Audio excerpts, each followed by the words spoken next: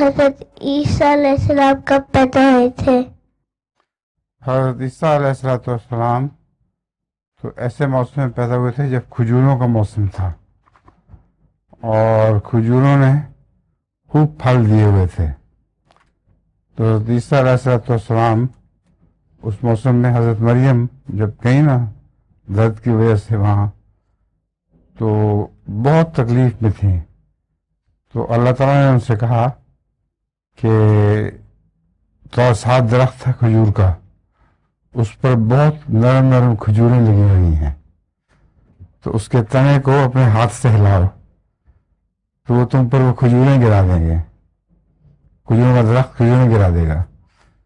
تو جب وہ کھجوریں کھاؤ تو تمہارے قدموں کے نیچے خدا نے چشمہ بہا دیا ہے، تم اس سے پانی ٹھنڈا پیو اور اپنی آنکھیں ٹھنڈی کرو.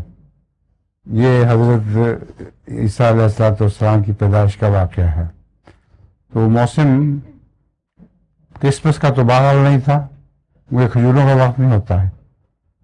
وہ ستمبر کا ہو سکتا ہے، اگست ستمبر کا. فرمائیے آپ کا کیا سوال ہے؟ ان کا جوک بھی ہے. ہاں ان کا جوک بھی ہے. کیا جوک بھی ہے ان کی. اچھا اس مسیح کا؟ جی اچھا سناؤ پھر تو بہت جی بولے. مزہ آئے گا سن کے. ایک بندے نے کہا تھا کہ ہم چاند پر جا سکتے ہیں، ہم سورج پر کیوں نہیں جا سکتے؟